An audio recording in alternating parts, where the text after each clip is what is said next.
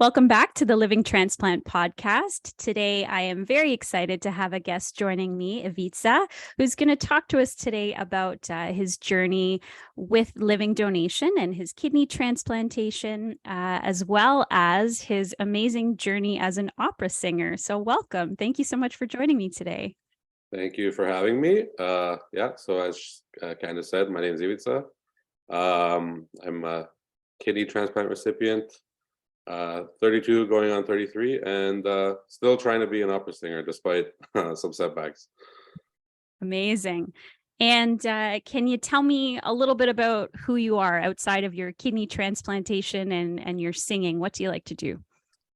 Outside of, I mean, singing opera is kind of all consuming sometimes just because it's amazing. There's so many things to do with it. It's not just singing, you got to act, you got to movement, languages, all this stuff. So it's kind of like, well, yeah, I like languages, but then that also relates back to singing. It's not just, it's not technically outside of it, but I love television, sitcoms. The life's already dreary enough. So when people are like, watch a horror film, I'm like, not happening. Like, I'll watch any comedy you can throw at me, but anything else, I'm just like, yeah, I'll watch every Hallmark movie. I think I watched everything with my mom, right? I unabashedly love those. Amazing. Because I think it's just the whole, what's happening. So it's not like life. Our lives as transplants recipients is you never know what's going to happen, right? You kind of have an idea, but it's just like, whereas those ones, they're formulaic. You know what's going to happen, no matter how bad the dialogue is or the chemistry. You're just like, okay, I know it comes to a happy ending, and so it's kind of nice. It's like a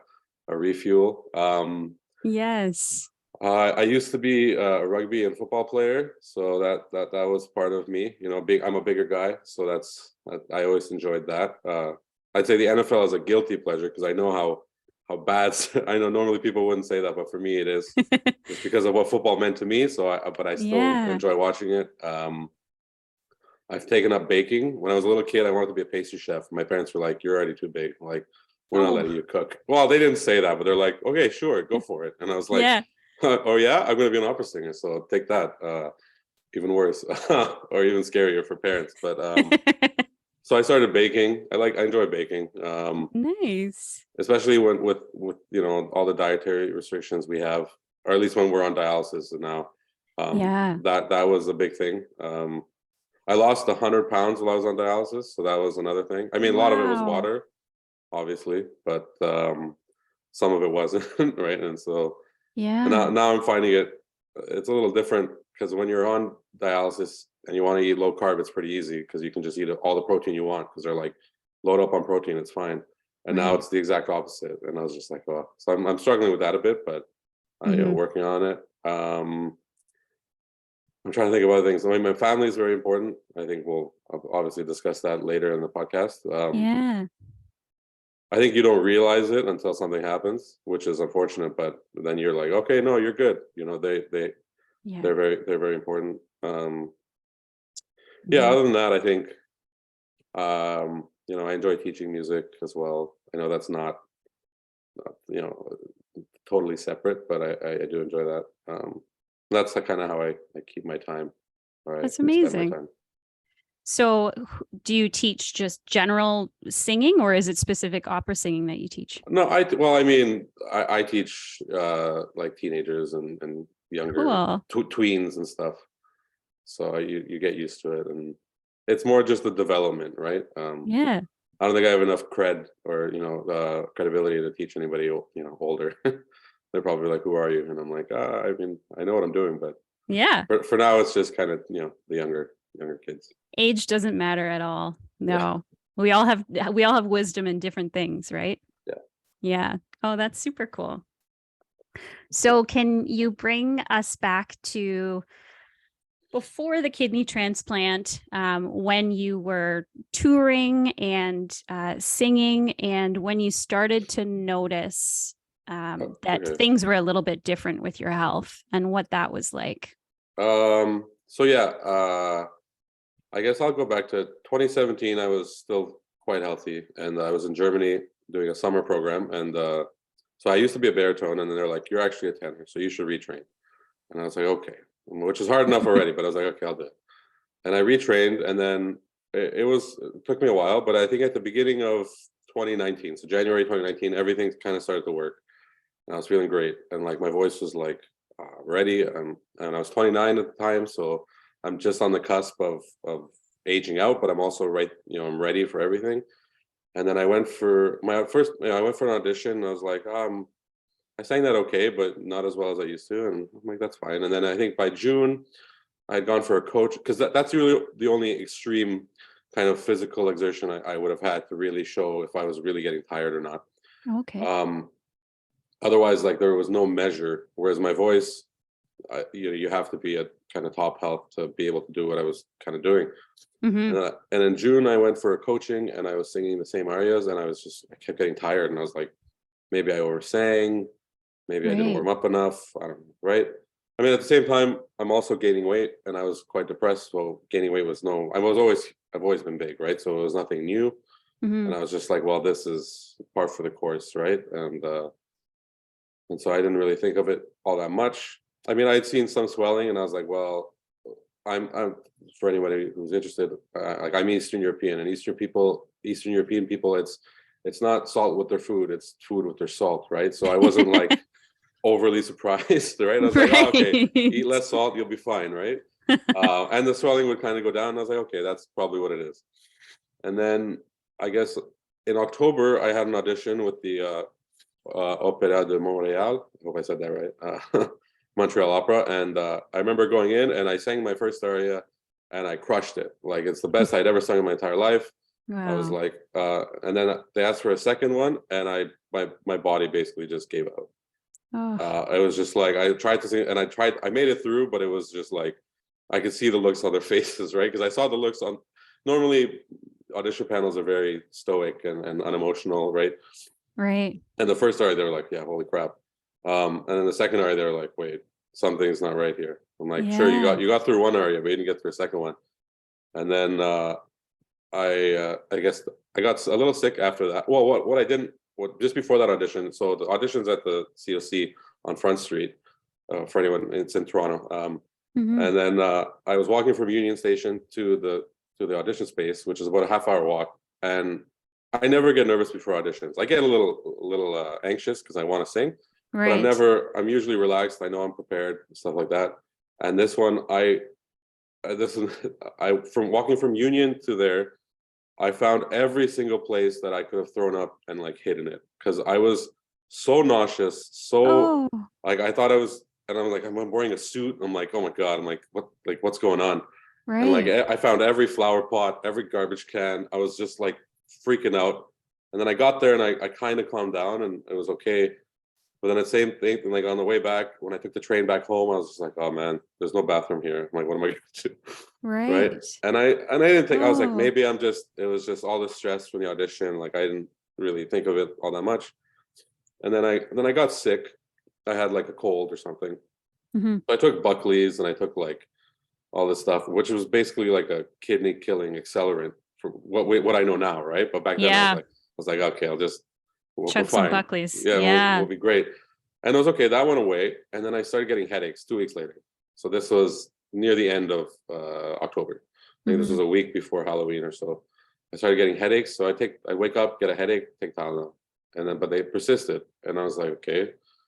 I was like, I was gonna make an appointment to meet my doctor, and then I was like, we can probably meet in like a week. This isn't too urgent. And then I woke up with morning sickness, and I was like, once is, I'm not gonna, especially now, what we've learned now is like when you get something, you're like, well, I can't go to the emergency room for everything, right? And then I got it a second day, and I was like, okay, something's definitely wrong. Like I'm not pregnant. Like this is something crazy. So I go to my doctor, and she measures my blood pressure. I measured my blood pressure at home, but the machine was a little outdated. And at home, it was like 150/90. And I was like, okay, this is not good, but it's not like, it's not scary yet. Right. I get to my doctor, and the machine she has measures it 6 times. And she's like, the average blood pressure was, I think, 230/140. Oh my goodness. And she was like, you have to go straight to the hospital.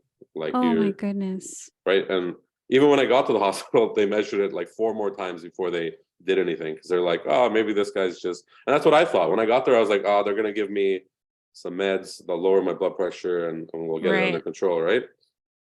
And then they're like, okay, we're going to do your blood work. And they're like, "Hey, yeah, your creatinine is 500." And I'm like, "I don't know what the hell that means, right?" And Right. I'm like, "What's it supposed to be?" They're like, 100. And I was like, "Oh, okay, that's probably not good." So they're like, "You have very high blood pressure and your kidney's not working. We don't know which one it is, right? Kind of chicken and egg. We're gonna figure out which one's affecting which." And Hmm. then so they admitted me. They gave me I don't know if you ever gotten it, the nitro patch.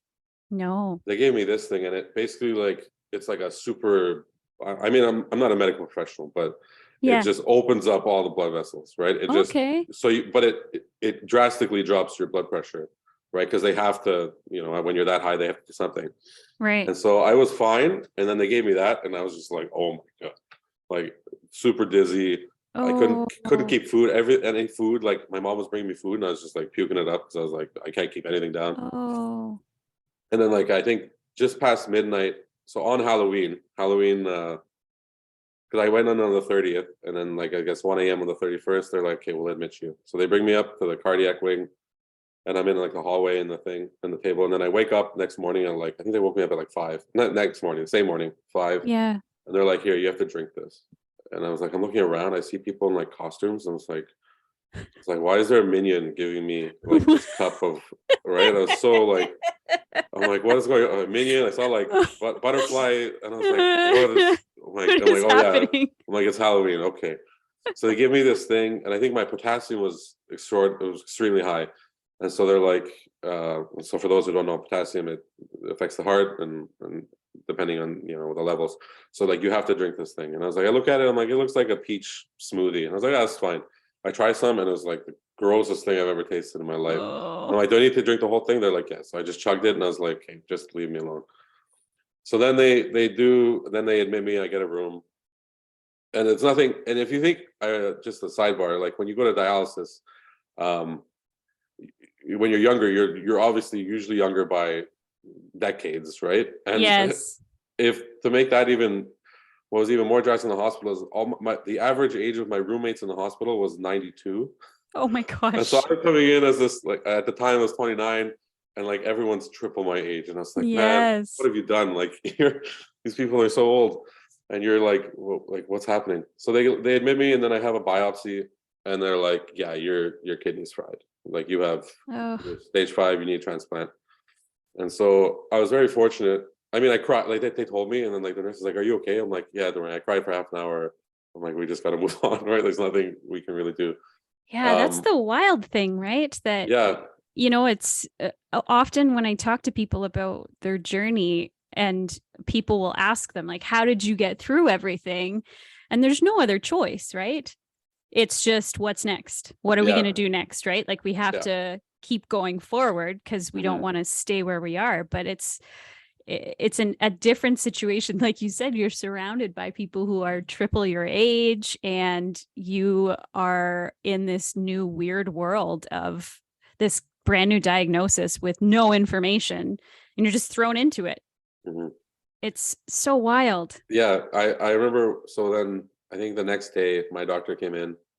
His name's Dr. Key. He's excellent. So if anybody needs a nephrologist, Uh, he came in, and so I was sitting on the bed, and I was like, my only question was like, how much of this was because of how big I am, like how heavy I am? He's like, none of it. He's like, if that mm, was the case, like everybody would have it, right? It's not just you. right, right, So, but the good thing with for him, or for what he told me was, he's like, all you really can control is your weight, like, right? So that's all you have to focus on. If you can lose weight, like that's, you can get the transplant. It just everything's better, right? And so that's right. all I really could focus on. And so they told me I had IgA nephropathy. So it's Oh basically where wow. the white blood cell that floods the kidney, and then it kind of damages the nephron, and then so I had that. And then so yeah, what happened was, both my brothers were like, yeah, no problem, we're gonna do it. And I was like, okay, great. And the renal coordinator at Trillium, she's a family friend, so she came to my room and gave all the forms that both my brothers needed to my mom. She's like, here, they need to fill this out, they got to do these tests, that's it, right?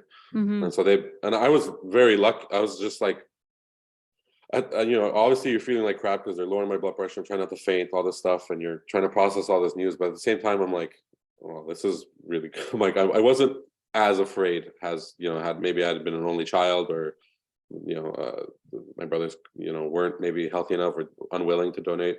Right. As part of me kind of feels almost undeserving. Like I was on dialysis, right? But you're kind of like, people who are there for like, who desperately need one. And I was just like, as soon as I found out I had two, right? It was just like, holy cow. Yeah. I feel you with that one. My mom was my donor. Mhm. And similarly, like while I was the crash start in hospital and they were telling me about dialysis, she was asking them, how do I get started to know if I can donate a kidney to get her off dialysis? So I was on dialysis 15 months. And for me, it felt like a lifetime because dialysis is terrible. And I would never wish that on anyone. No. But in the big scheme of things, like 15 months is so fast. Like you said, there's some people who wait 7-8 years to get a kidney. And I had tons of people who were willing to step up. And I agree with you. Sometimes there's that like strange feeling of guilt that you got one so fast. It is, it's totally.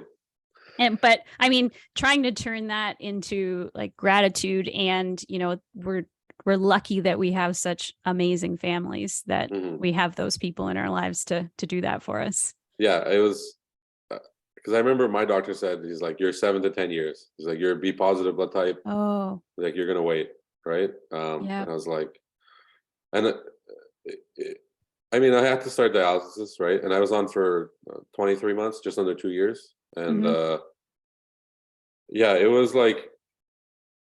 It was crazy because it was just, you don't realize how sick you are, right? And I can't even to try and even put it into words, but at the same time, I think as I was on dialysis, I was the not that the guilt went away, but the gratitude certainly increased, because I started with 3 times a week for 4 hours, and then after a year they increased me to 4 times a week.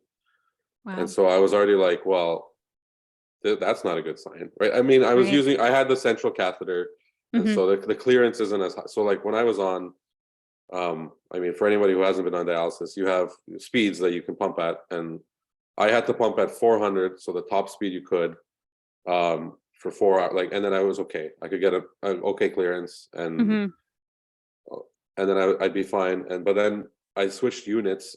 When I was in the one unit, they'd let me kind of control the machine, and they saw the pressures were high, but they're like, you're fine, it's okay. And then I went to a new unit, and they were like, no, those pressures are way too high. We're not allowed, because they didn't know who I was, right? And I understood. Right. And so then my clearance was just, oh, your clearance is like 47%. I was like, yeah, I told you, like, I need a higher, higher speed, right? Yeah. And admittedly, I know clearance on the catheter isn't as good as clearance in a fistula or a graft, right? So maybe things would have been okay had that been the case. But yeah, and did they decide to stick with the catheter because you had a donor because I had a donor? Yeah. So okay. I got sick October of 2019, and then my workup was supposed to start March, April of 2020, and then the world shut down. And so they were like, so the work. So I did a lot of my tests. Right. All that stuff was done, but like meeting with the team, doing any tests at UHN and stuff like that, like they couldn't. And so that shut down because they said the fastest I could have had it done was a year. They're like, we've seen it done in a year. That's, if everything works out, you can do it in a year. And then they were like, okay, so first everything shuts down. Then since transplant, living donor transplants are considered elective surgery, so they're stopped as well. And so it's just kind of the start, stop. So first they have to get mine, and then my brother's stuff, and he's busy, and so it's just. But we were able to it worked out, obviously. Wow. I don't even know where we were talking now, but back to dialysis, yeah. Oh, dialysis, yeah. So when I realized how bad I remember before, they kept me off dialysis for about a month and a half after I came out of the hospital, because they're like, you're a really big guy, the creatinine won't affect you as much as someone who is smaller.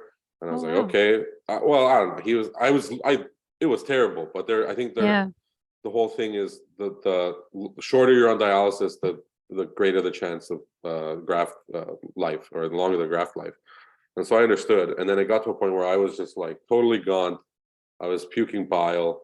And I came in from my clinic, and he's like, yeah, you're going to start tomorrow. And I was like, okay. And then, so 2 years later, when they switched me, I had initially been doing 3 hours, 3 times a week for 5 hours, the unit that I was enabled at or allowed that. Mm-hmm. And then they switched me, and I had to switch to 4 days. So, but the problem was they hadn't scheduled me that first week. I asked them to, and it just didn't work out. And so by the time I got to the second week, where I'd missed the one, I was already puking bile again. Oh my right? goodness. And I was just like, okay, I need this extra session. Like my body, like we can't make it up. And then so I knew how bad it was. Right. As good as I would feel on off days, I knew like this is like it's not improving or it's not like slowing down or anything, right? So I was very happy with it when everything worked out. It was good. So my brother got approved. He's in perfect health. It made his head swell even more. Like all the tests he had to do, he's like they told me because they told him he was like, once my original the kidney that's left grows to normal size, I could donate again based on my GFR. And I was like, all right, stop like rubbing it in, right? Like I was like, I have no clearance, and you're just And I was like, okay, good to know. So, that's amazing. Yeah. So it was never really an issue. So that's fantastic. So you got a good one. You got a really good one. Yeah. It works. I mean, I'm still, the one thing they told me was like, because I'm a lot larger than my brother, even with the weight loss. And so like, okay, your creatinine is always going to be kind of higher, right? It's never going to be quite the same. Because they told me when I was in the hospital, after the transplant, one of the doctors was like, yeah, you need someone who's bigger than you to donate. And he's like, that's impossible. Right, because for someone to be that big and healthy enough to actually be able to be allowed to donate, it was like it's not going to happen, unless Shaq said, or like somebody in the NBA or an NFL. Like, I was going to say, don't you know any NFL players or NBA hey guys, players? Can you help me out? Like I need, right? But unless someone with a kidney like the size of my head donated, it's not gonna happen. So but I mean, it was okay. I mean, it was based on that. When I was in the hospital. I mean, there were some hiccups, but it was mostly, other systems that weren't working. And then they found a little bit of rejection. And I think for anybody who's, this is good for, I guess, anybody who is waiting transplant or maybe just had it. I think the best advice I got with the rejection, at least, was it's not if, but when, right? It's not, it's going to happen, but it's just, can they catch it? Can they deal with it? So I had a little bit of rejection at the beginning. I mean, my creatinine was stable. It just wasn't falling as fast as the doctors thought it would. Right. And then they're like, we're just going to the doctor literally said, we're going to beat your immune system back into submission. So they gave me a huge dose of prednisone that, kind of tapered off, and it worked. Right. And so I was like, okay. Yeah. Prednisone is like our worst enemy and our best friend. I always say. It's crazy because it does the job. Right. But then it does. I remember the first days I was on. So I know most people, I don't know. Most people at UHN, you're on 5 milligrams a day, right? That's and the body. I think one of the doctors said the body produces naturally 5 milligrams of cortisol, and then we just kind of double it with the 5 milligrams of prednisone. And then at the beginning, they gave me 80 milligrams of prednisone. So I was just like, I remember I was watching the videos that they give you before discharge. They give you 4 videos, and they're like, I was like, don't let anybody watch this when they're on like a heightened dose of prednisone. Don't tell them to watch it all 4 in a row, because I was just like, cradling I was like freaking out. Yeah. Right. And I remember when I got home, I was like, I didn't want to touch my dog. I was so scared. I was like, man, I'm gonna get something. Like my mom was like, you were in like a basket case. Not to disparage anybody who actually has any any severe mental illness, but she was like, you couldn't do anything. Like you were basically. And that's the thing, right? Like it not only impacts your body, your mind is, but your mind is so altered because of that. And I joke about it now because I'm 13 years post transplant, but I remember like when I was on those higher doses of prednisone, I wouldn't sleep well. Like I was up all the time. I remember one time I just couldn't sleep because I accidentally took my prednisone too late in the day compared to when I normally take it. And I was up scrubbing my kitchen floor, like hands and knees, scrubbing it. Cause I was like, I can't do anything else. And this has been bothering me. And I have all this energy. Yeah. Let's scrub the floor. Let's clean out the fridge. Like all of these crazy things that you're like, I could either do cartwheels or I could scrub the floor, because like you're shaking inside sometimes even. And it's like, how do I get this out of me? It's wild. Yeah. The one good positive from the super high dose was my singing was insane. Really? Right? Because I have the big thing with why I couldn't sing, it wasn't so much like a structural or issue or anything like that. It's all energy, right? Okay. And so like I could be congested and I could be sick, won't mess with my singing all that much. But if you're tired, you got no shot.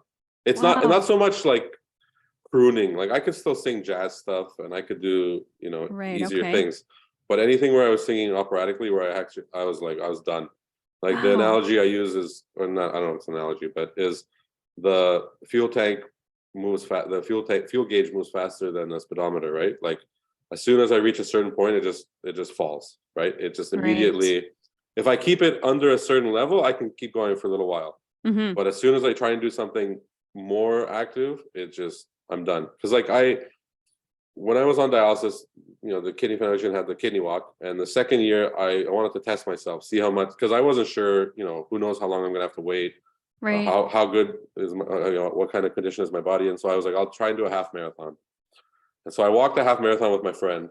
Wow. I got to 19 kilometers and I was like, man, I can't do it anymore. He's like, don't worry, I'll kind of carry you. I'm like, you're not big enough to carry me. You're like, it's not gonna happen. Yeah. And then like I took a break, got to 20, and at 20 to 21 was basically just, I was like, I don't even know what I was doing. I was like, I've got to make it to Lake Ontario. That's where I was walking to. And I was like, if I can, so I was like, that I could do, but the thing about that is it's never really an intense. You're walking, but it's never anything too intense. Whereas singing, which people would think isn't intense at all, but when you're trying to bust out high notes, your body's just like, yeah, no, like it's not happening. So I remember the prednisone just gives you this, like you said, like this huge amount of energy, and you're just like superpower wired. And I was singing, and I was like, oh my god, this shouldn't be possible, right? Like I can't use any of my core muscles because I'm sitting like this, and like you obviously just had the surgery, so I'm like, I'm not gonna be like, they tell you not to lift anything, and singing is essentially the same thing and I was just like, my voice is popping. I was like, things are gonna be great. Oh my god, like if this is what it's like all the time, like this is gonna be amazing. This is better than before I was even sick. And then I was like, oh no, that was the prednisone. Because the doses come down, and I'm just like, no, voice is back to kind of where it was. So that was, I was like, well, yeah. And back to the kind of the mental side is, I know one of the points we were going to talk about is pre and post. Yeah. And I think mentally it's harder post transplant. And I know for some people maybe they would disagree, but for me, when I was on dialysis, it was like, just don't die, right? Like, so it was like, just don't, there's so many complications that could happen, and like, just don't die. And my family was like, yeah, don't worry about your career. Like, one, I couldn't sing. Two, performing arts basically imploded for COVID, right? Because they're like, you couldn't do anything. You can't be in person. I was like, can't do anything, right? And it's just like, okay. And like, my voice doesn't record very well, so it's not like I could just start doing it. Like, I sing the way I sing because of the space you're trying to fill and the people you're and so I was like, well, yeah, I'm like, okay, lose weight and don't die. That was my thing. And then you get the transplant and COVID kind of goes away, and now you're just like, all right, clock's ticking, like get your move on. And I'm just like, okay, but and plus you have the prednisone. So I'd never had anxiety before, and now I'm just like, it's gotten better. I've learned to manage it and certain things, but that was never there, right? There was nothing, and now it's just like, on top of the worry of just general worries that you'd have being a transplant patient, then like, the medication is just fueling that, and you're just kind of like, okay. So yeah, that's one of the big differences for me, at least. Yeah, I agree with you. It is like, for me, dialysis was difficult mentally because you're stuck, right? Like, you just feel like you're kind of like in a waiting place, and you're forced to just sit there, and you're stuck.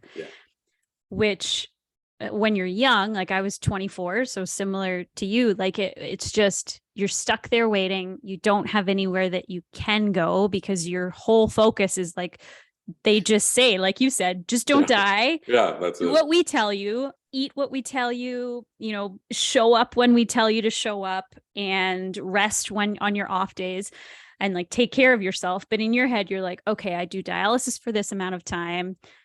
That day's gone. So the next day you're like, how do I pack an entire day full of seeing people and doing things that I want to do? Yeah. Because I have a little bit of energy from the dialysis. And then you're like, okay, and now I crash again. And now it's back to, and it's this weird cycle, right? Yeah. So for me, that was rough. But post-transplant, you're right, because you get all of these anxieties about, am I taking my meds on time? Am I taking them properly?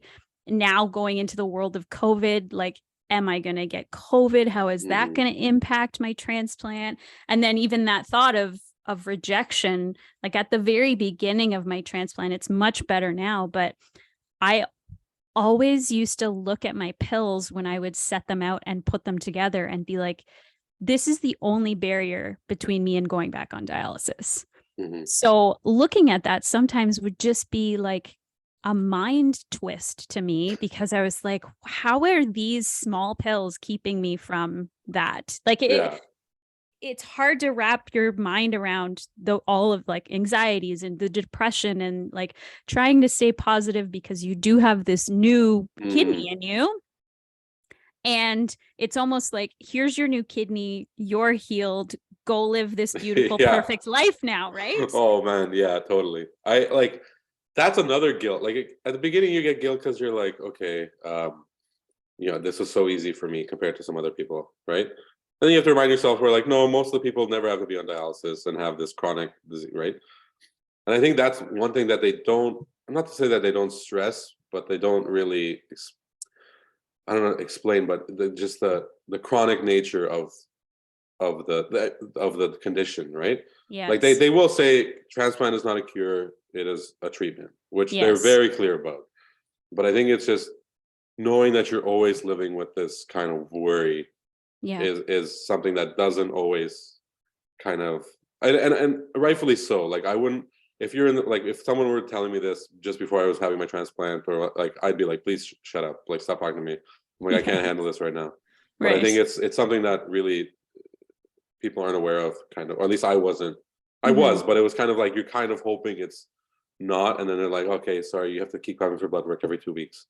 Like we know it's been over a year, but you just got to keep doing it. We got to make sure, which is great, right? Like they'll find anything right quick, but it's kind of like, okay, like please let that and so and so like the way you're saying, like you said, like you have this new kidney, like get out and go. And I kind of feel the same way.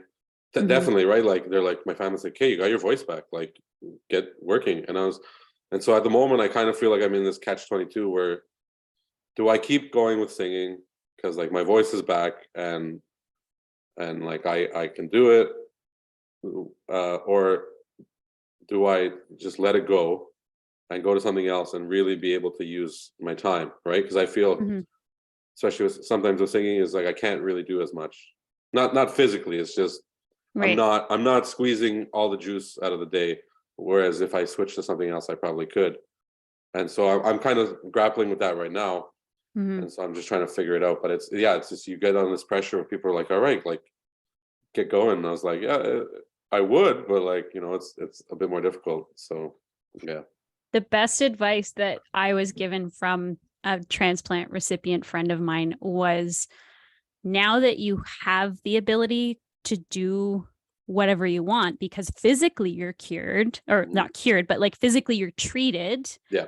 It's time to choose what you want to do with that extra life that you've been given, right? So if the things that you're doing in your day-to-day are not giving you the same amount of joy that they used to, just trash it and move on.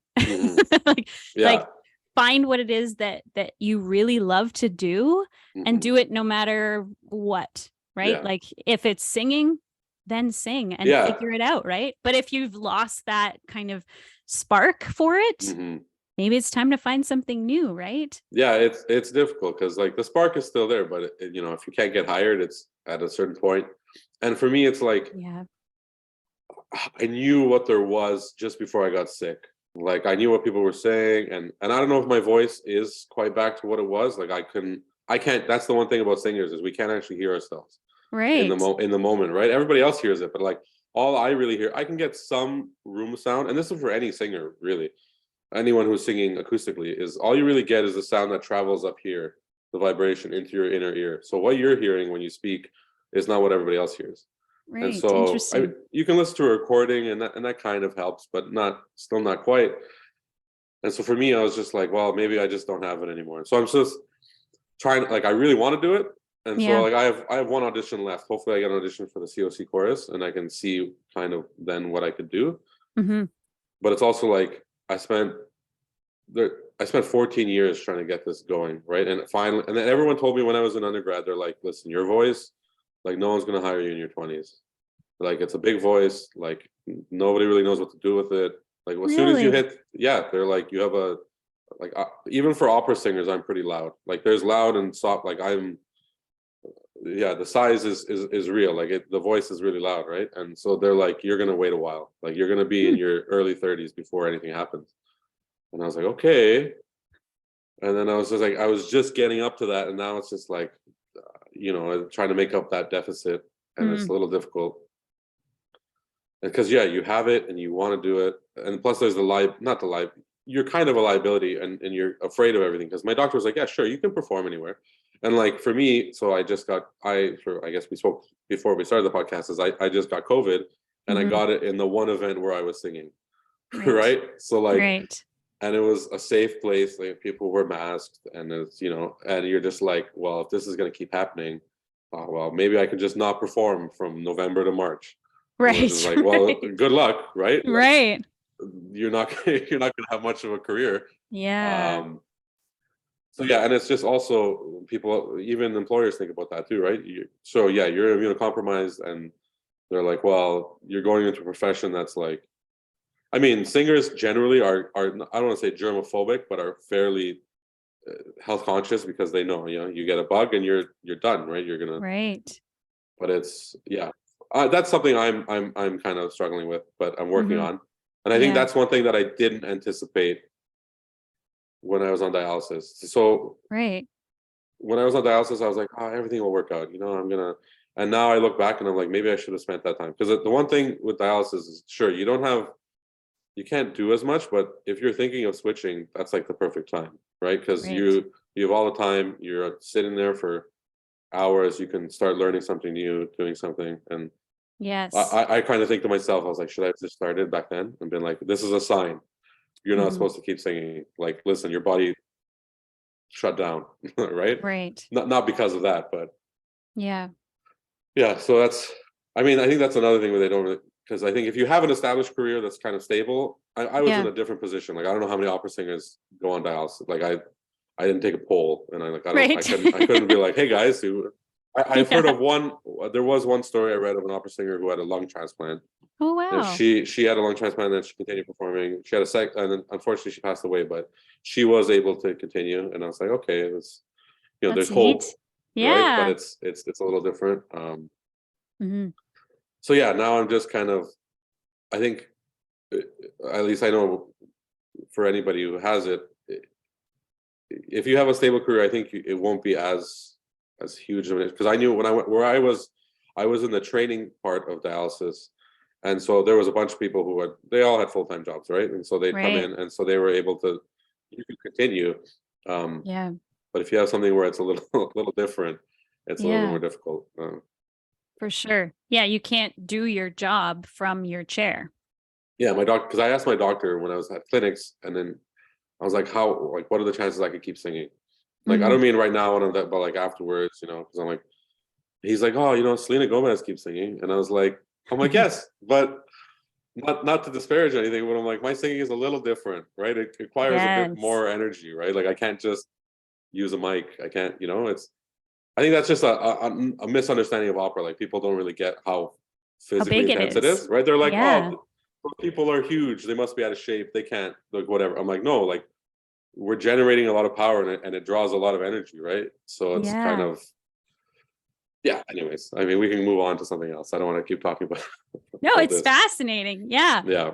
We have Margot here. I'm gonna let her in, but I have a few more questions to ask you. Sure. So I'm gonna let her in and just tell her that we're still chatting. No, that's fascinating to hear.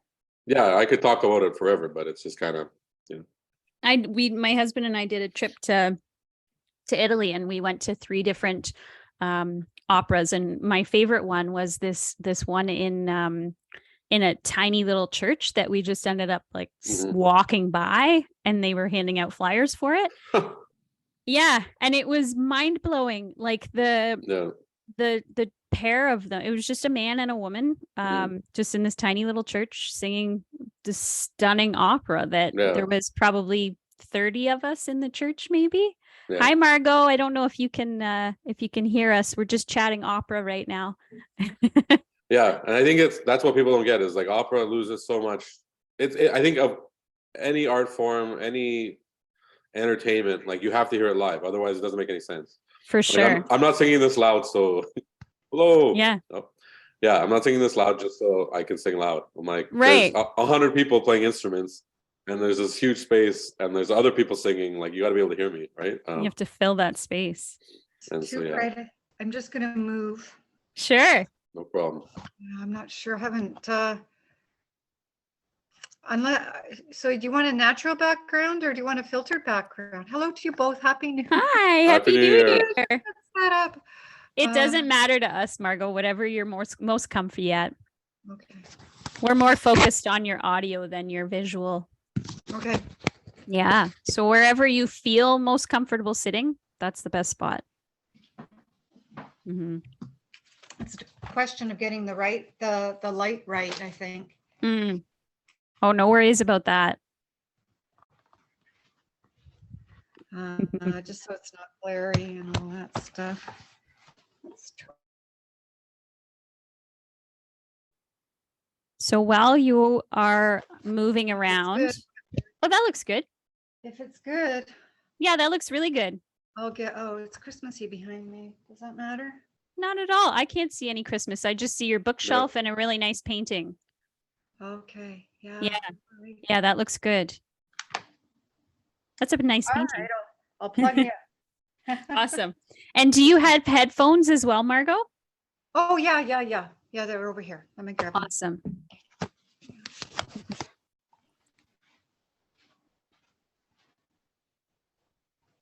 So I think I'll ask you 2 more questions, and Sure. then we'll pop in Margot. I'll try not to run on. I have a tendency to. Don't worry. So do I. I could chat for hours. Yeah. Yeah. That's why we have editors, right? Yeah, it's like when I was on dialysis, like that's why we're especially pandemic dialysis, like I didn't see anybody. The first time I saw my friends, my friends from university had no idea I was even sick. And then they wanted to do, like, all of us were all over, and they're like, oh, let's do a video chat. And then they call me, and I'm in my chair, just like sitting there. I'm like, guys, I kind of have to call you. They're like, what's wrong? And I'm like, yeah, I'll call you back. Don't worry. Like, I can't exactly talk right now. So you didn't even tell them that you were on dialysis? So one of my friends knew that I was sick. I told a couple of people, but generally I was like, I'd rather keep this under wraps. Like, not all these people need to know that I'm sick and stuff. And then that's how they found out. It was like they literally saw me, right? And I was like, okay. Wow. That's wild. Yeah. Candice, you and I have met, of course, but it's Ivica, is it, or? Ivica. Ivica. Yeah, sounds like pizza. Okay. That's great.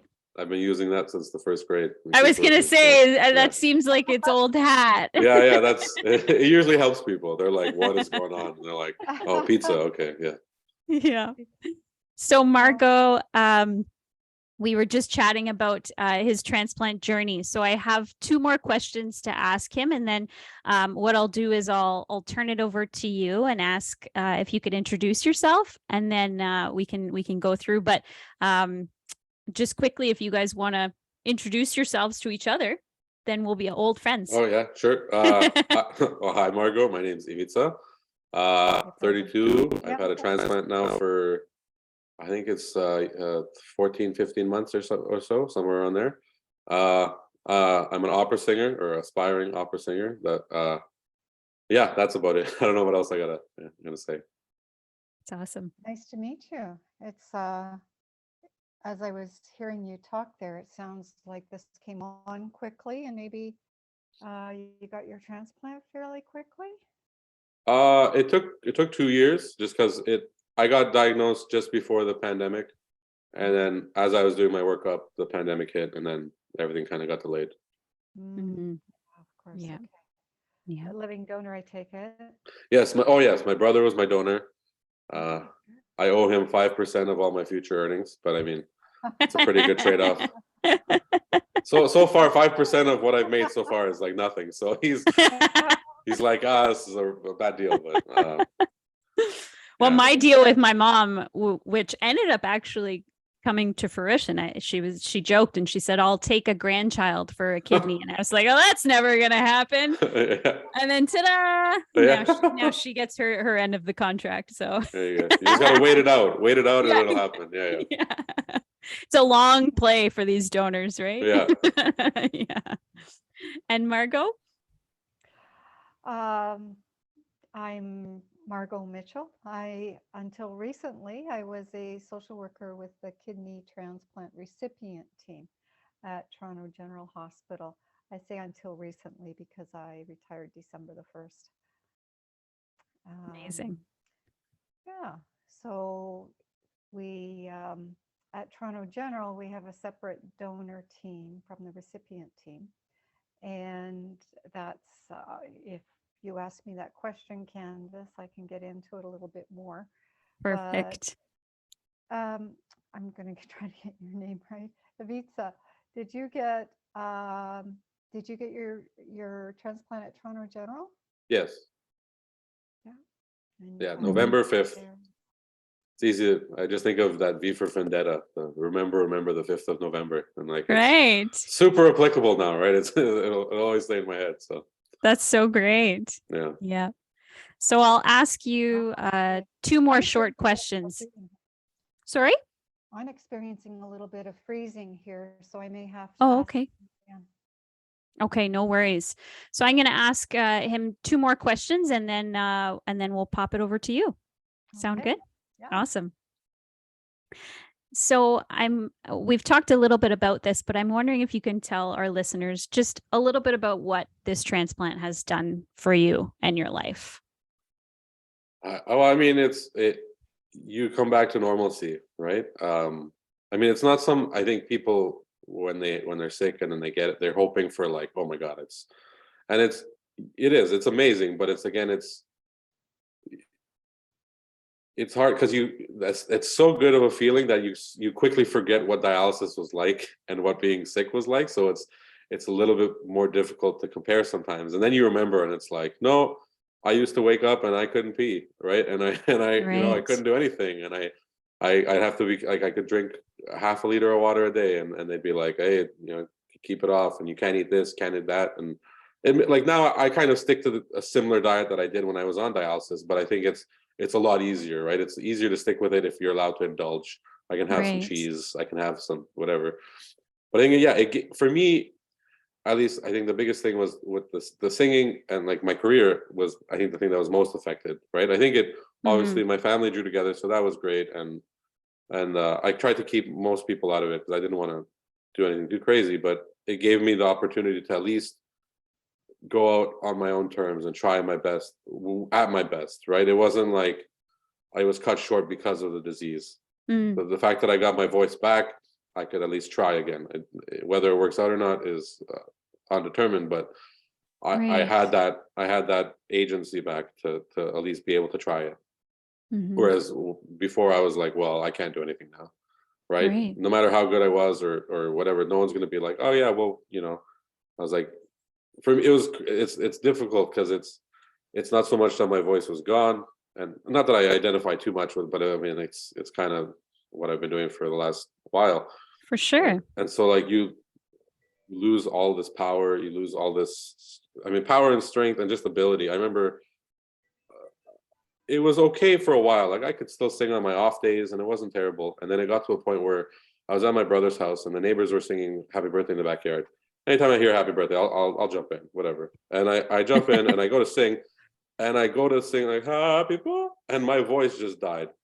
And it Oh, wasn't even high. Like it wasn't even a crack. Like I don't even know what happened. Something exploded, imploded. It was just the worst thing I'd ever done. And I was like, oh my God. I'm like, I can't even sing happy birthday. Right. And I'm like, this is not good. And then the first thing I woke up when I got my transplant, I mean, initially I was worried because of the intubation, right? I was right. like, because they say something could happen. But like, I knew I was in good hands because they already knew I was a singer when I was going to ask them, be like, oh, I know you can't really do anything, but just be careful when you're doing it. They're like, we know you're an opera singer. It's okay. And I was like, I didn't know how you knew that, but okay, cool. And I woke up in the room. I'm already kind of loopy and I'm already singing and it's already fine. And I was like, holy crap. Right. Oh, that's Right. And like, this amazing. is great. And then there was also there's the for anybody who's been to UHN in the Monk building, that elevator atrium in Monk on any floor, this is the 7th floor, has the greatest acoustics anywhere like I've ever been. Like Really? any church, it doesn't make any sense. But I'd go there, I was there for a while, so I'd be walking as much as I could, and every time I passed by, I'd be like, I just let it loose, and I was like, okay, everything's back. Because That's so cool. you don't really realize it, because it's the one thing was singing was effortless. Before it was like, if I wanted to sing when I was on dialysis, it took all of my strength to even just get some stuff out, right? And I had to be on an off day. I had to have had good clearance, right? I had to have eaten well, slept well, all this stuff, right? And this was just like, you could have put me upside down and like been doing it like whatever, and I could have just sung anything, right? That's Put me in a straight jacket, like, and it was just it just comes out, right? It won't stop. So I think that for me was huge, right? I had that back. That's beautiful. That kind of sense of identity. This might be putting you on the spot, and you can say no if you want, but can you say happy birthday to you? Like, can you sing that for us? Just this one line? Happy birthday to you. Like that. That's so fun. Yeah. Oh, that sounds so much better than our happy birthday songs. Yeah, that's my job in my family, is basically like anytime like my niece or nephew, my brother's like pizza. I was like, okay. I usually start lower, so it's not like yeah. Right? They're like, just lead it, and it's loud enough so the people come in. If people are out of tune, I start singing a little louder, so it kind of drowns them out. But if they're singing well, I'll sing quieter and let them sing. That's amazing. Yeah. That's so fantastic. And then I'll ask you one more question before we introduce the amazing Margot. I'm wondering if you have any advice for specifically young people who are living with kidney disease or who are recently diagnosed, or even people who are post-transplant, about what you've been through and what you could share with them. I think the biggest thing for me, and then this goes back to, I think it's a lot of the psychological and mental side of it. The physical side, you can't really do much about, right? You kind of try and stay active as much as you can. You'd be surprised what you're actually capable of doing. Like I said earlier, like I was able to do a half marathon, and I'm not in particularly any good shape. Like I'm, average at best, and I was able to do it. So I think for the physical side, just stay active. The mental side, find a support system and lean on it as hard as you can, like, because you're gonna have to. There's no, as strong as you might think you are, and as resolute or indomitable spirit, it's gonna hit you, right? Like it doesn't care who you are, right? So find people. This is before and after. I think for me it was even more important after, because when you're on dialysis, it's basically feel great, go to dialysis, feel tired, sleep, repeat, right? So you don't really have time or the capacity to do much on in terms of, you're not afraid of as much. Whereas when I was after transplant, I found the Kidney Foundation has transplant peer support groups. I think just talking with anybody who understands it, so speaking with you, Candice, take every opportunity you can. And I mean, with younger people, I think it's equally, I don't want to say it's more important, but it's so different, because I think if I had a transplant when I was 70, I was like, oh, okay, I got maybe 10 more years is great. But when you're 30 and you're getting, or 25 or 30 getting a transplant, you're like, I got to do this for another, hopefully 40 years. And there's likely more transplants. And so you have to talk to people, because as much as people want to sympathize and want to understand and want to help, unless it's happened to you, like it's very difficult to really help people. So finding other transplant recipients, whatever it is, doesn't have to be kidney. I one of the best things that happened to me was, I think when I was 4 or 5 months out, this is on, I had an Instagram account just for my singing, and it says I'm a transplant recipient. So I was able to meet other younger transplant recipients, and we had a group, and it was so different because we can talk about our problems, and so reach out Right. on social media or anything like that. I think we're the most welcoming people you're gonna find, and Yeah. understanding, right? A lot of people are Mhm. like, okay, whatever, but like, oh, you're one of us, right? And you're in this new kind of, I don't want to say tribe, but they get it. Other people get it, and Yes. they can, even just talking. I find, like, even today has been very therapeutic. Just being able to talk and know other people get it, other people understand, other people have been through it, because you will feel like no one else understands anything that's going on. I think that happens with Mhm. many chronic conditions, many medical conditions, but Right. there are other I people, agree. and they'll, some people when they were a kid, like I met a guy had a heart transplant when he was born, so he's lived with this his whole life. And Right. other people have kidney at different times, same conditions, all this stuff. And yeah, nothing's better than just letting it out and talking and finding those people who get it. So that's my advice. That's that's really good advice. Thank you. Yeah. And so now we have our amazing Margot. I should have called you No pressure. magnificent Margot, maybe, right? Starting with M. And my initials, MM. MM, yeah.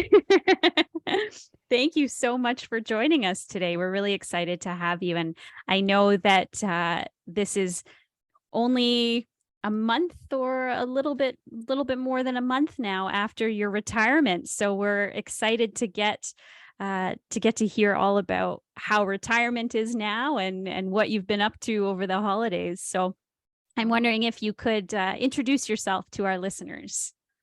My name's Margot Mitchell. I have been a social worker in the transplant program at Toronto General Hospital, University Health Network since 2001.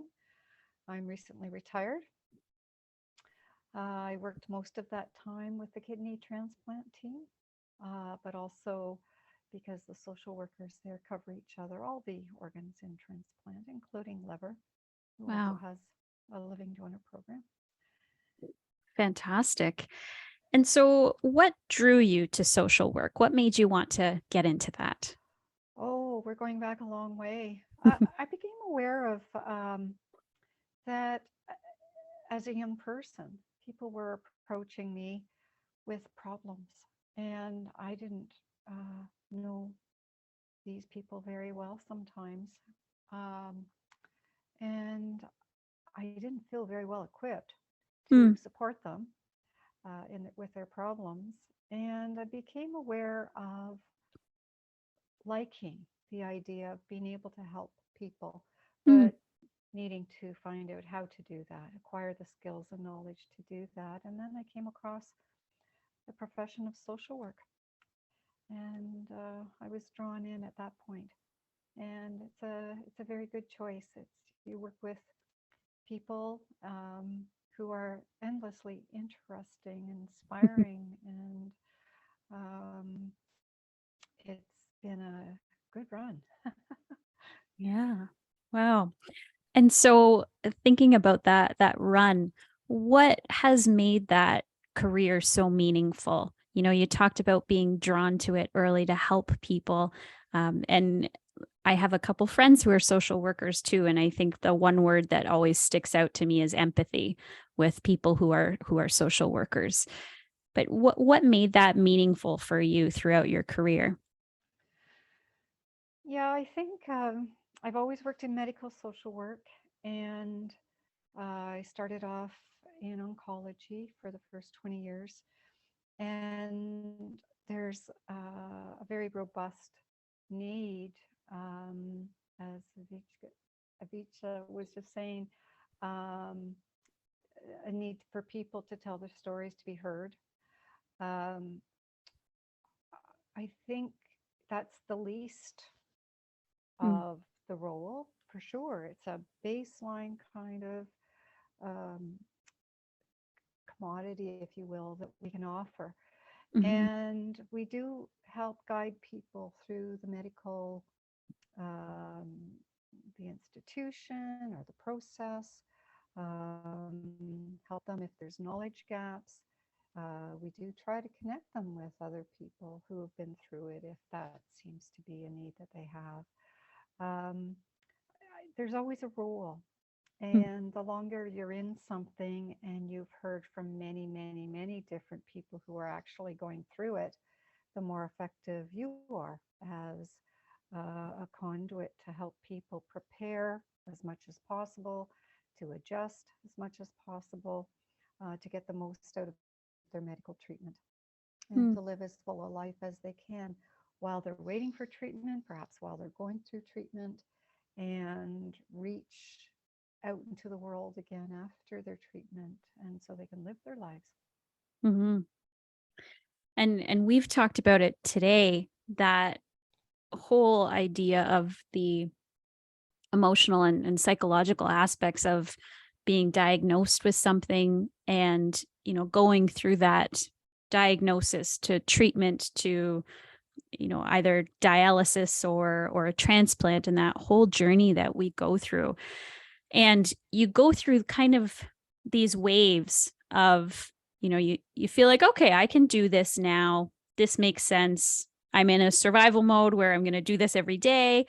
And then you get waves where, you know, it's difficult to just get out of bed in the morning, whether it's, you know, after a diagnosis or during treatment or even post-transplant.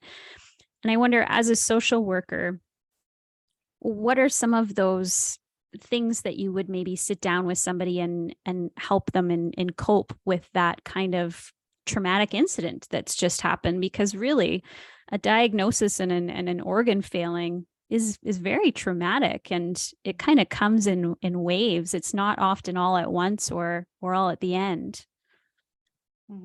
Yeah. You know, there's that phrase that we hear so often, one day at a time. But when we just say the phrase, it doesn't necessarily get us to a place of dealing with things. It's really parsing out what that means to each individual and getting through each day. And as you mentioned, there can be some days where people may feel, all of us may feel, that we just can't face the day. But then you can say to yourself, you can take on a self-inquiry as to, what does it mean to get through this day? What do I have to do today? Do I have to attend dialysis? Do I just have to watch my fluid level? And oh yeah, I'm going to be, those people are coming to visit and they always bring that food I can't have. So what are the essential things I have to do to get through this day? And tomorrow may be a better day. Let's see what tomorrow brings. And so when you cut a challenge down to size, sometimes that size, sometimes that bit that you've chewed off, if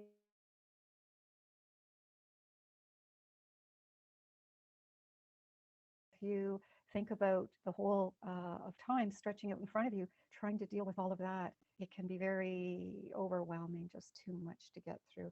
So I would often have people tell me what one day at a time means for them. It's going to mean something different to everyone. It's also going to mean for the same individual, it's going to mean something different each day, perhaps.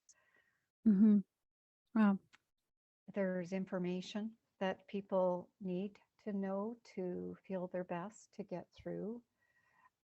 There's information people need to have so that they can be the best self-manager that they can, perhaps after transplant, so that they have the best chance of maintaining the health of that organ.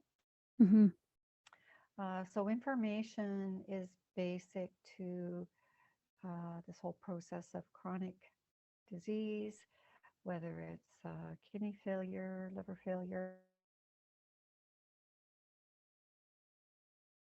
Oh, we've lost you, Margot. It might be like last time where she comes in. Oh, yeah.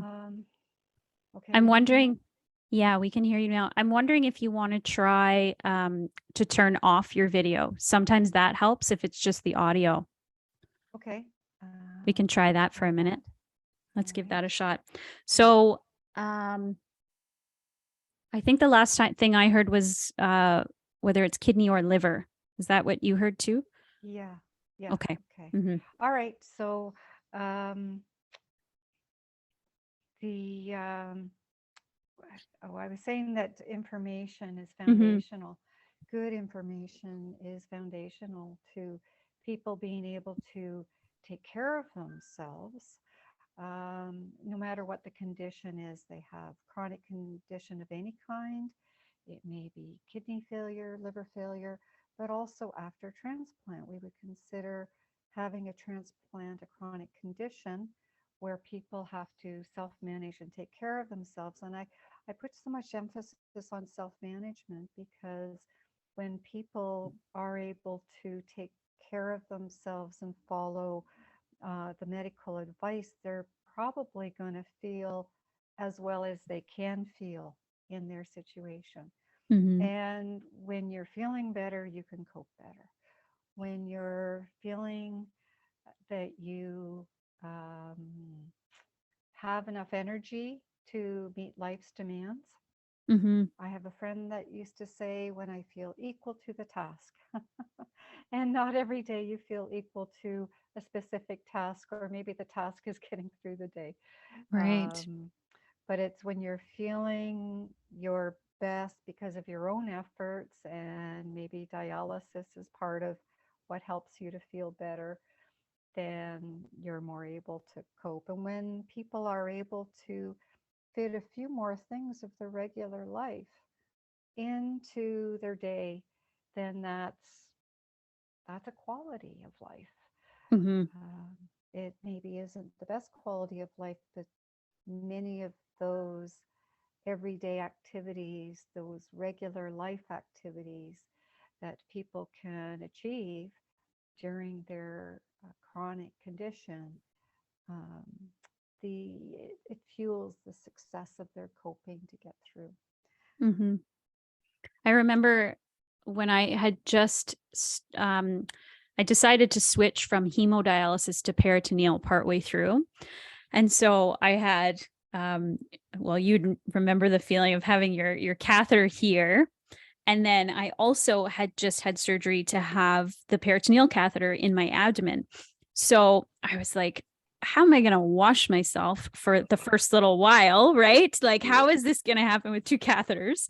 And then, I mean, you find creative ways with tape and Ziploc bags, right? But I remember I have very unruly hair as well. And my mom said to me, you know what?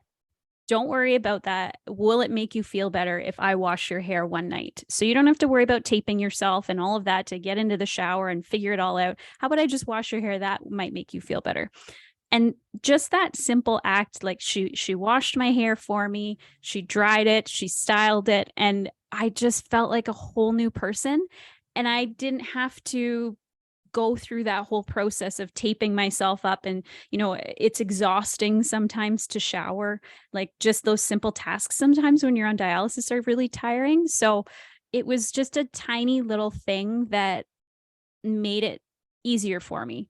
And I'm lucky that I have an amazing family and an incredible mom who was also my donor. But thinking about those tasks, like you said, of what can we accomplish, and maybe there's somebody who can help you with those tasks too, if you don't feel up to the challenge.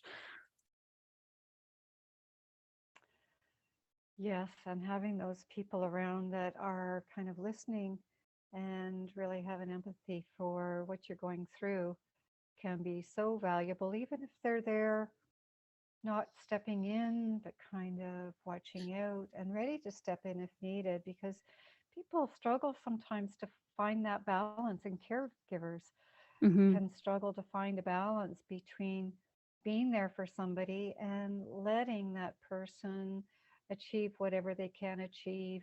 Nobody enjoys being what they might call a burden. Mm-hmm. I wish we had another word, because for someone you love, no one's a burden. It's just the wrong word. Yeah.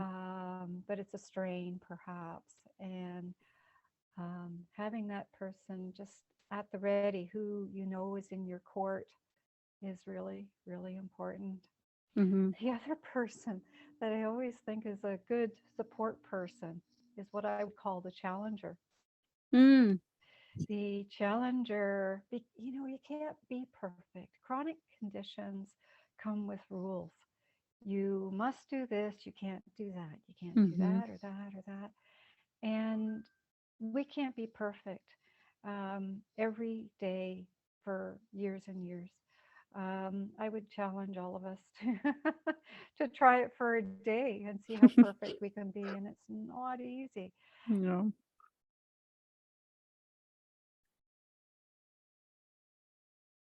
Did we lose you, Margot? And Oh, yeah. against the rules. Oh, okay. People talk about having little cheats where they're maybe ignoring the rule for to do this or usually small things. And very often they've talked with their team about it. And these little cheats are okay. Uh, they're really not going to change a whole lot. If you cheat it every day, you might find yourself feeling really unwell and in trouble. But these Mm-hmm. are these are little cheats. If the cheats went on, or if the cheat was after transplant when people aren't taking their medication, then that challenger is a person who the recipient, the transplant recipient, knows is in their court, but is willing to say to them, look, what are you doing? Take a look. This isn't safe. I'd Mm-hmm. like to see you do your best, and to try to challenge what's going on with that person and see if they can help get them back on track. There's so many different roles that a support person plays. It's hard to kind of capture all of Mm-hmm. them. Mm-hmm. And you were nodding your head when she mentioned the word burden. Yeah. Well, I recently read a quote about burden, and it was that, I mean, and I think all of us go through that. We feel like a burden, and the person said a burden is something you're saddled with that you don't want to keep doing, and Mm, you're not. And the fact that someone's there taking care of you, helping you, they've chosen to continue to help you. They're not saddled. They're not. They're actively doing it. So I think that's the difference, right? You're certainly, yeah, it's not ideal, but it's not something that they are fighting against. They Mm-hmm. want to help you. So that just popped in my head as soon as the word burden came up. Mm-hmm. My grandmother had multiple sclerosis, and my mom became her caregiver. She was in a home, but she was always with her. And since she's passed, my mom has said it several times that one of her greatest prides is that she was able to be the one that took care of my gram and took care of her mom, because she took care of her whole life, right? And so she said she almost felt like now she got to return the favor in taking care of her mom too. But I think we often forget that the people that we love want to help us, and they often don't know how either, right? Yeah. And for some of us who might be more stubborn than others, we might not be able to express our needs either. I wonder, Margot, if you have any advice for those of us who have difficulties asking for help, and how we go about that, because I think most of us would agree we don't want to ever ask for help because we're already feeling like we're asking for too much, right? mhm, mhm. Yeah, you're right, Candace. That is a huge thing people have to negotiate. Mm-hmm. Um, it is very hard in our individualistic, I'm very independent culture to ask for help. Mm-hmm. Um, I think, though, I think when there's an understanding between the person needing help at times and the caregiver, that the caregiver would give a signal. Mm-hmm. Doesn't have to be asking for help. It might be an agreed upon word that they've agreed upon. So in public, you could just bring that word into it, and the person would know. For example, if a person's at a social event and getting really tired, and instead of announcing to the room that they're tired and they need to go, there might be just sort of a discreet word that the caregiver. So there could be those secret signals, but mostly It's so smart. I encourage people to put things on the table. Mm. And for the caregiver to say, I really want to be there for you. I don't know, as you said, Candice, very wisely, they don't know how to help. Mm-hmm. And I need your help to let me know when you need that help.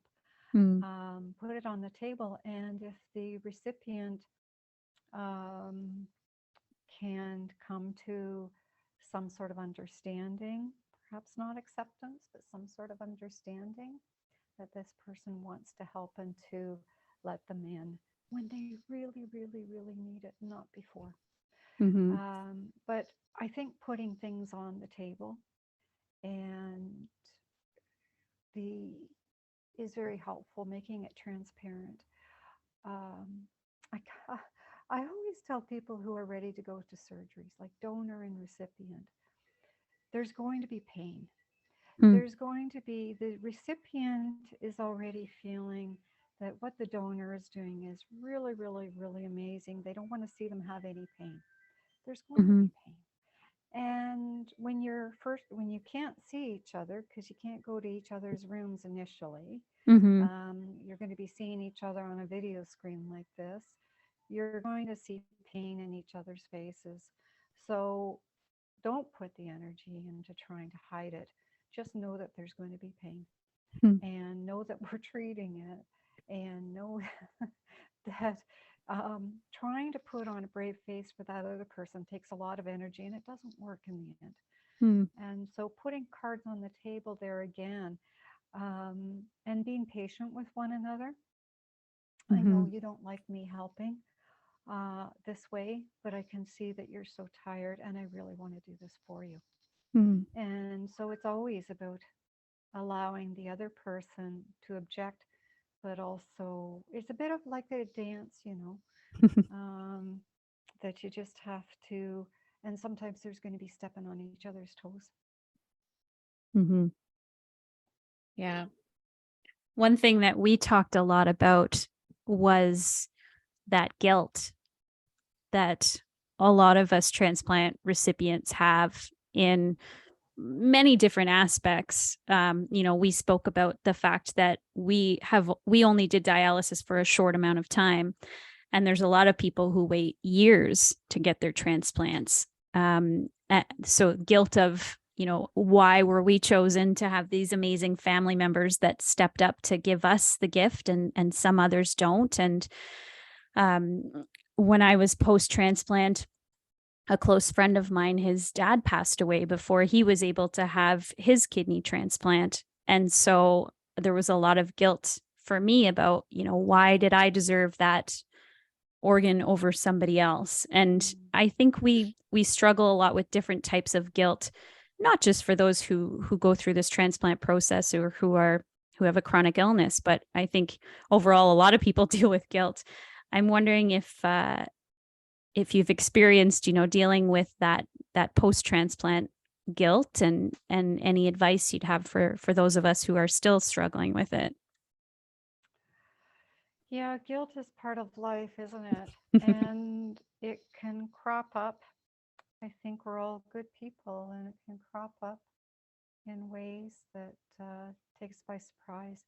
Mm-hmm. What you mentioned, the guilt of being on dialysis and getting a transplant relatively quickly over somebody who doesn't have that option. Mm-hmm. For a living donor to come along and get somebody, either prevent somebody from needing dialysis or having them on dialysis a very short period of time, does everyone involved, everyone affected by this disease, a good deed. Mm-hmm. It's if you're getting off of dialysis and not being on the waiting list, then the person who does have to be on the waiting list, who doesn't have that choice, is going to get their transplant so much sooner as well. And so there is, one could look at society and say that, and realize that there's inequities to people who are successful in their lives, in their careers, who have a better financial situation, to know people who are also successful in their lives, have a stable financial situation, who can take that time from work. There's a safety net for these people if there's complications.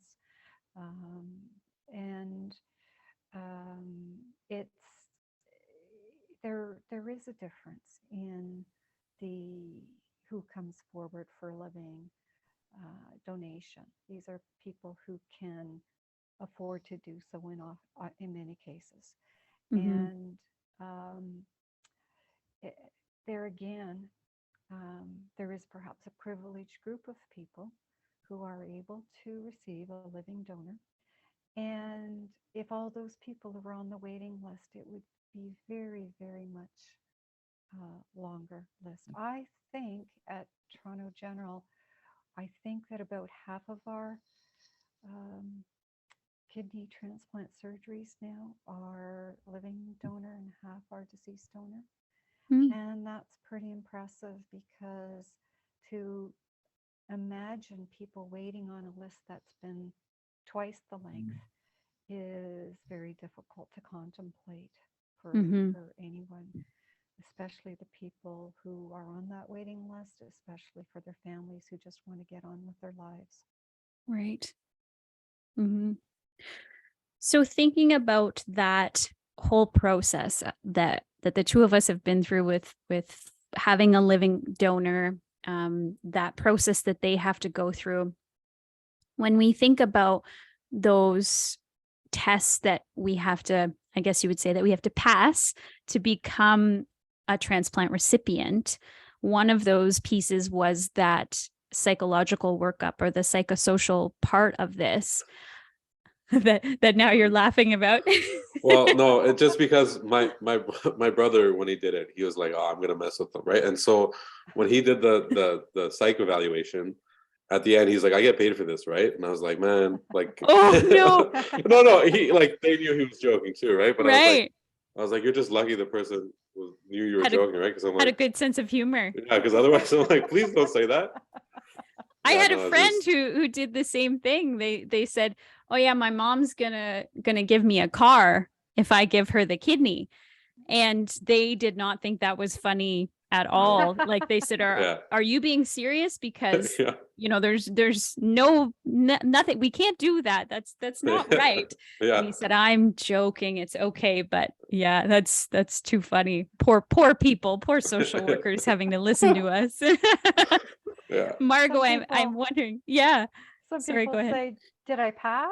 At the Yeah, end of yeah. our discussion, did I pass? Yeah. No, there's still the written exam. Oh. Oh my goodness. Yeah, it is. You think that it is like a pass or fail, right? Do I get past this? But thinking about that workup for us, is there something there that would make somebody not approved either as a recipient or as a donor throughout that process? Yeah. I mean, really, when social work does the social work assessment, whether it's for the donor or the recipient, it's about readiness for transplant. And probably the first part of that is, do they know what they're getting into? So even Right. though we anticipate success for transplants, there can be complications, and some donors and some recipients just don't have the same experience that they had hoped for, that we had hoped for. Right. So acknowledgement that that can be the case is important, and there are some certain a number of items we'd like them to understand might be a common complication or a worrisome complication. So there's this whole process called informed consent, and the person proposing the treatment, the doctor, is really responsible for that informed consent, but all members of the team contribute to it. Donors and recipients contribute to it. They've been reading, they've been talking to people to find out what are the things I need to know? What's this really going to be like? There's manuals to read, and they can be kind of technical, but really talking to peers is really very helpful. So there's the information piece that, and so if people don't know things, we can help to fill in the gaps. If there's a lot they don't know about, if they're confused about something, we might refer them back to their doctor for further discussion, just to round out their understanding of an important issue or what could be an important issue.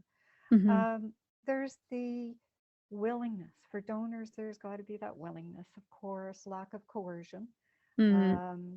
We joked before about getting the car if the donor donated, but we are listening for that. And most situations where it's family are straightforward, but there can be some very complex relationships as well. And the social worker would spend a lot of time with that person to really parse out what's going on, making sure, again, that that donor is giving willingly. And what does willingly mean? Well, for most people, it's pretty straightforward. But again, in those complex situations, it can require a lot of discussion. And sometimes the time it's not a no, you're not ready. But more often it's you're not ready at this time. Let's work on this a little bit more.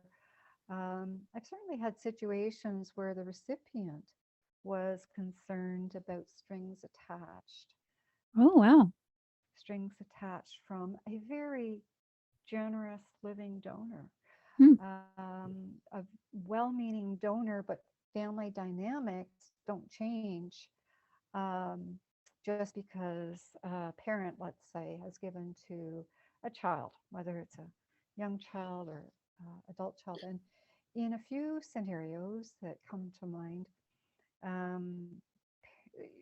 parents want to be parents, and they want to make sure their kid, their 30-year-old kid, is okay and taking their pills every day. But those things for a 30-year-old may be quite intrusive. And to have a phone call every morning to see if you've taken your pills yet may not be welcome. Yeah. And so I've had a client, a recipient who did all the work, went and sat down with the parent and talked it through to say what the problematic behaviors were, because they were intrusive in that person's life already, and had a very good discussion with this parent who was willing to listen and try to change their impulses to be. Wow.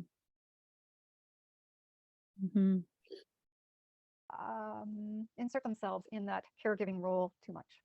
And this client of mine came back and was very, very pleased with what went on and said, you know what? I am so impressed from what my parent did, what they took away from our conversation, and the behaviors really have changed. And then he said, before I could have said it, that I would want these behaviors to remain in place for several months, just to make sure that this parent of mine can sustain them. And that's what happened. And it went on to be a very successful transplant. And in fact, the whole family was happy that that conversation happened, that that parent was then negotiating new behaviors with all of the children in the family. It was quite an impressive piece of work they all did. And my client did recognize when it felt right.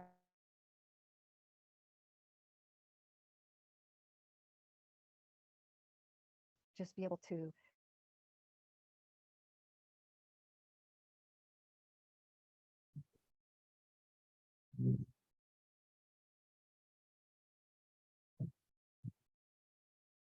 Oh, I think we may have lost you, Margot. One person who decided not to take their pills anymore because parents, I'm not picking on parents here, but family dynamics are what they are. decided not to take her pills because this parent called every day to say, did you take your pills yet? And the only thing that my client could do to make this parent stop was to stop taking the pills and lose the kidney. Oof. Very, very, very sad. Very sad. But then that person went back on knew that she'd be back on dialysis, and was on it a very long time before she felt she could put herself forward for transplant again, because she felt so guilty about it. Wow.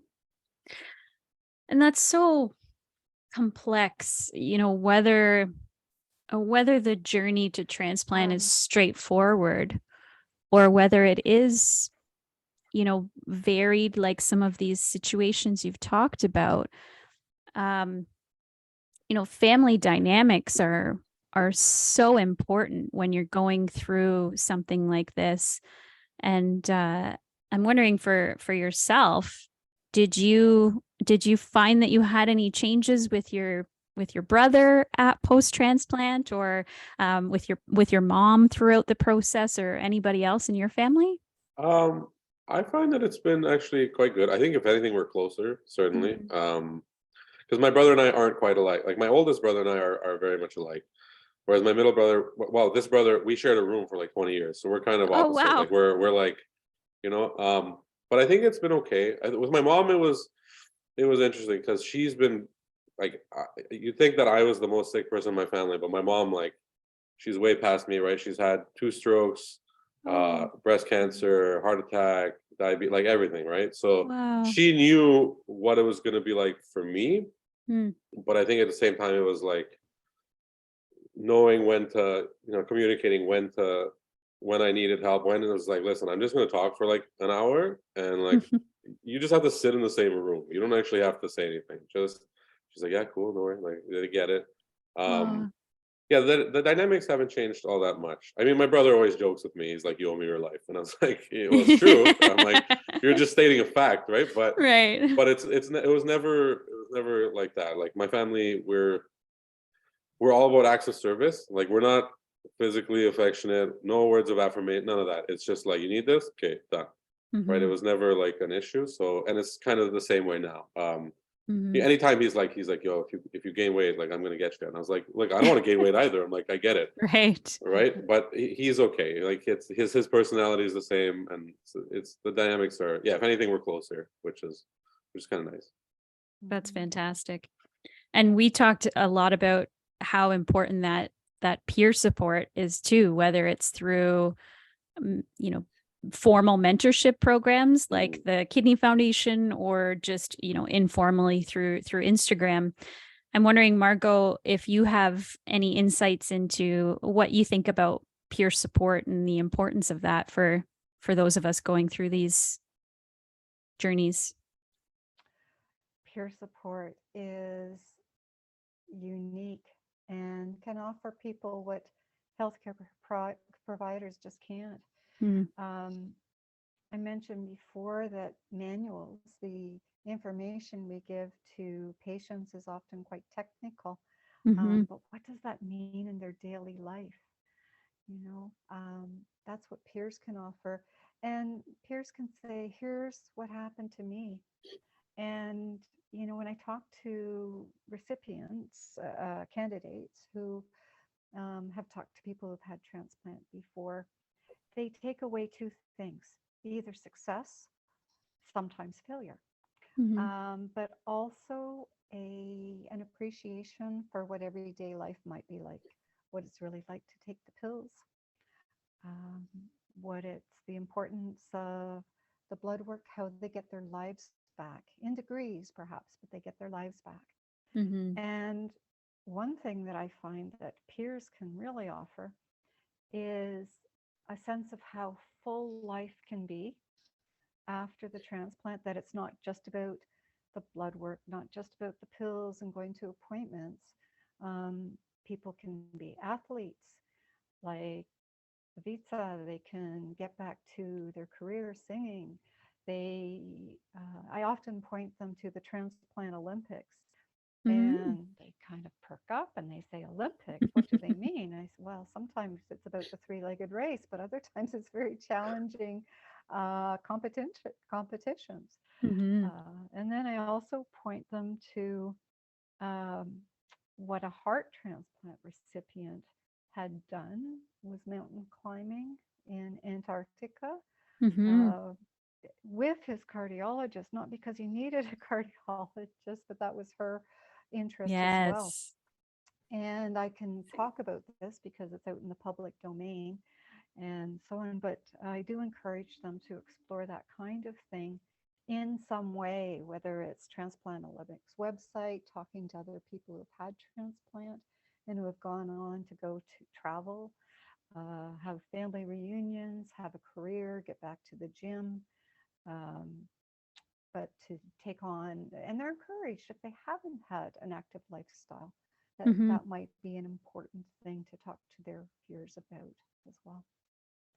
That's fantastic. To adopt a more active lifestyle. But it's something that no healthcare provider can really offer if we haven't gone through that experience. And you always have to caution people that that's one person's experience. That's not necessarily going to be your own. I think most people have the sense that that's the truth of it. It's and hope. It offers a hope. I recall a story from many years ago where a person who needed a liver transplant actually met up with a mentor who had had a transplant, and that the person who was needing it asked if they could touch the person who had already had the transplant, and somehow for that person it was really reassuring that whatever they felt when they touched that person, they felt real. They felt just like me, just like somebody else. It was really therapeutic. So the peers can offer that sort of thing. It's invaluable. Wow. And remembering that moment, that sticks out in your mind. Do you have any other instances or highlights from your career that stick out to you? Oh, from my career. Oh, you're going to have to give me a minute to think about that. So many things can come back. And my family has heard a lot of, keeping confidence, of course, but so many stories over the years. And, we talk about a subject and people come to mind that I must have met thousands and thousands. And I remember people, back to your question about, are there times that we say no to a donor or no to a recipient for psychosocial reasons? I remember a young person who wasn't taking care of themselves before transplant, a very capable person who had previously taken care of themselves, but just wasn't right now. And one of the things they weren't taking care of was the diabetes that they had. And we know that that's only going to get worse after transplant because of the one medication mainly that is going to put your blood sugars up. And if the person was just able to manage on pills now, then there's a good chance they're going to need insulin afterwards. And they've got to be ready for that. If they're already requiring insulin now but aren't doing it, then the diabetes is going to be out of control after the transplant and doing damage that we don't want to see. We know that the post-transplant period is a very busy period.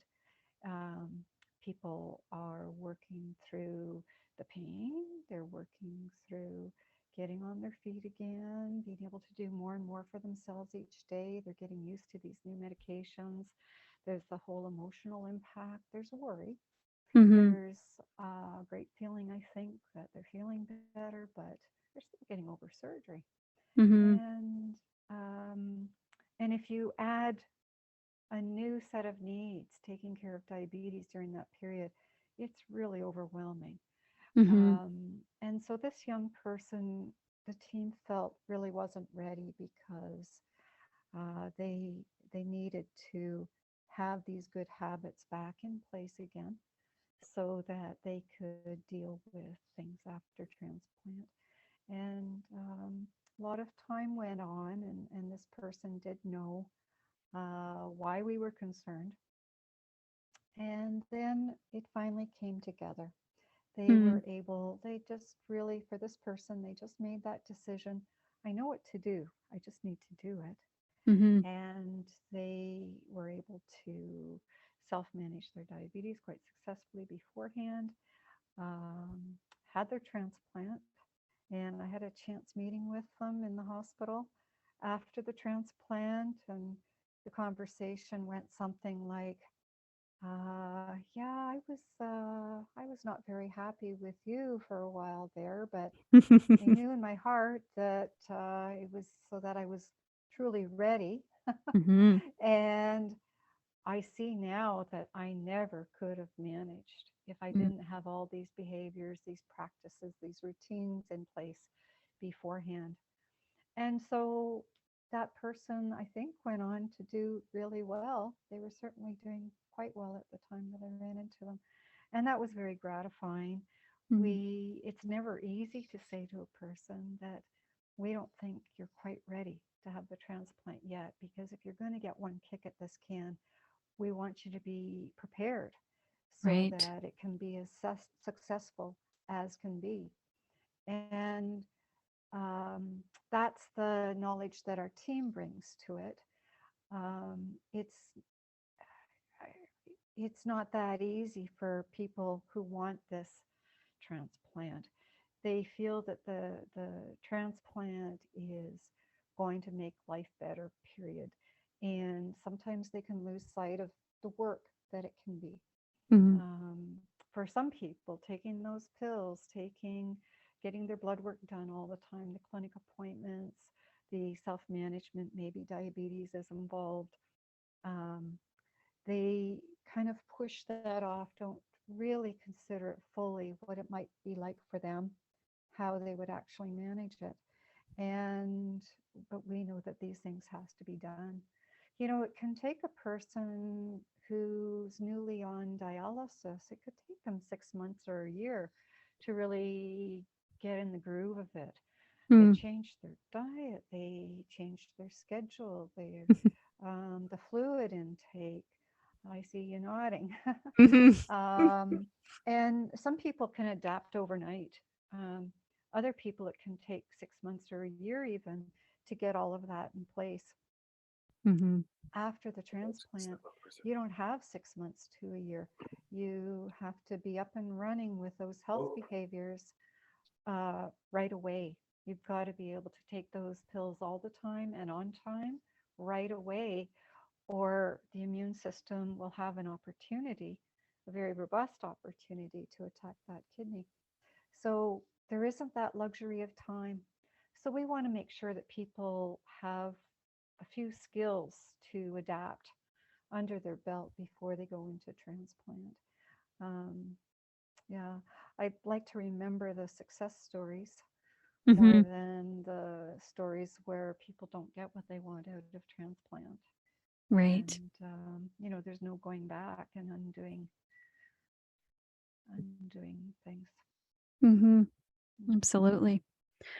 So just being mindful of time, I wanted to ask both of you. I have one final question for the two of you, but before I get to that, I'm wondering if there's anything that Margot that you want to add that maybe I didn't ask you. Well, there again, you might need to give me a minute. And I'm going to throw it to you as well, so you should be prepared for that too. I think the whole, you asked me about guilt, what advice I might have for the guilt that people might feel.